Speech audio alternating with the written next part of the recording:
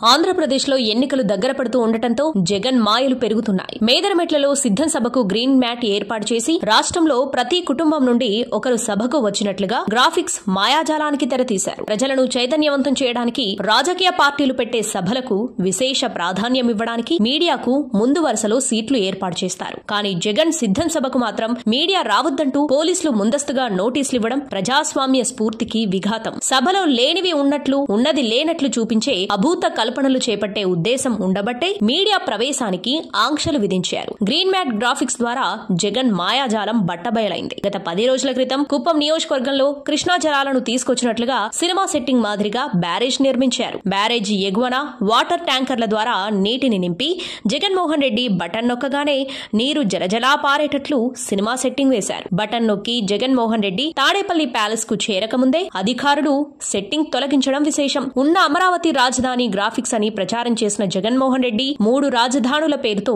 5 ఏళ్లు ముక్కలాట ఆడారు. మరొక నెల రోజుల్లో ఎన్నికలు జరగనున్న నేపథ్యంలో విశాఖలో రాజధాని భవనం నమూనాను ఆగ మేఘాలపై విడుదల చేశారు. జగన్మోహన్ రెడ్డి అధికారంలోకి రావటానికి విశాఖ ఎయిర్పోర్ట్ లో జరిగిన కోడికత్తి సంఘటన ప్రజలు మర్చిపోకుండా ఉండేలా 2 కోడికత్తులను ఒకచోటకు చేర్చి ఇదే రాజధాని భవనం అంటూ గ్రాఫిక్స్ ను వైసీపీ ప్రభుత్వం విడుదల చేసింది. ఇక అధికారంలోకి వచ్చిన వారం రోజులలో సిపిఎస్ రద్దు చేస్తానని జగన్మోహన్ రెడ్డి చెప్పిన ప్రగల్భాలు పేలాలుగా మారాయి. 2024 ఎన్నికల నాటికి రాష్ట్రంలో పూర్తి మద్యపాన నిషేధాన్ని అమలు చేసి అప్పుడే ఓట్లు అడగడానికి ప్రజల ముందుకొస్తానని జగన్మోహన్ రెడ్డి చెప్పిన మాటలు గాలిమాటలయ్యాయి. కేంద్రం సహకరించకపోయినా రాష్ట్ర ప్రభుత్వమే పోలవరం ప్రాజెక్టు నిర్మాణం పూర్తి చేస్తానని చెప్పిన జగన్మోహన్ రెడ్డి ప్రాజెక్టు నిర్మాణానికి ఒక్క అడుగు కూడా ముందుకు వేయలేదు. 25 ఎంపీ సీట్లు 15 ఎమ్మెల్యే సీట్లిస్తే కేంద్రం మెడలోంచి తీసుకువస్తానన్న ప్రత్యేక హోదాను తన వ్యక్తిగత కేసుల కొరకు కేంద్ర ప్రభుత్వం వద్ద తాకట్టు పెట్టారు. విద్యుత్ ఛార్జీలు పూర్తిగా తగ్గిస్తానని ప్రజల పాలు పలికిన జగన్మోహన్ రెడ్డి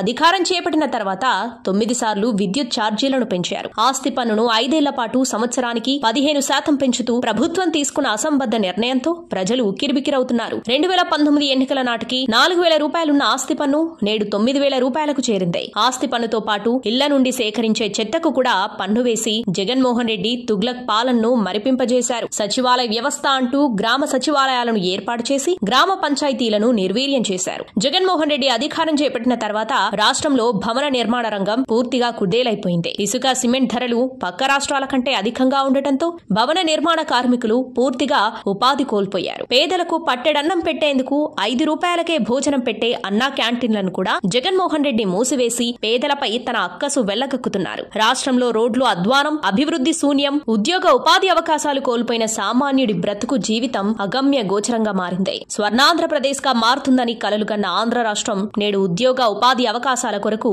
యువకులు పక్క రాష్ట్రాలకు తరలిపోగా వృద్ధులు మాత్రమే ఉండి వృద్ధాంధ్రప్రదేశ్ గా మారింది. చదువు సంధ్యలు లేని యువకులు మద్యం గంజాయికి బానిసై బ్లేడ్ బ్యాచ్లుగా తయారై ప్రజలపై దాడులకు తెగబడుతున్నారు. జెండాలు మోయడానికి నాయకుల వెంట 10 మంది తిరగడానికి బ్లేడ్ బ్యాచ్ ని అధికార పార్టీ నేతలు ప్రోత్సహించడంతో వీరు మరింత పేట్రేగిపోతున్నారు. రాష్ట్రంలో ఇసుక మాఫియా, మట్టి మాఫియా, భూమాఫియాలు రాజ్యమేరుతున్నాయి. రాష్ట్రంలో పూర్తి అశాంతి వాతావరణం నెలకొన్న అధికార ఘనం మాత్రం చేష్టలుడిగి చూస్తున్నారు. అధికార పార్టీ చేసే అరాచకాలను ఎదిరించలేని దైన్య స్థితిలో అధికార యంత్రాంగం ఉందంటే రాష్ట్రంలో లా అండ్ ఆర్డర్ పరిస్థితి అర్థం చేసుకోవచ్చు. ఐఏఎస్, ఐపీఎస్ అధికారులపైనే చేయి చేసుకునే పాలకులున్న ఆంధ్రప్రదేశ్ లో ఇంతకంటే అభివృద్ధిని ఆశించడం తప్పే. మరొక నెల రోజులు ఈ దుష్ట నియంత పాలనను భరించవలసిన పరిస్థితి ఆంధ్ర రాష్ట్ర ప్రజలు ఎదుర్కోక తప్పదు. ప్రజాస్వామ్యం ప్రజలకు ఇచ్చిన ఆయుధం ఓటు హక్కు. ఈ ఓటు హక్కు ద్వారానే నియంత పాలనకు చరమగీతం పాడటానికి ప్రజలు సిద్ధంగా ఉన్నారు.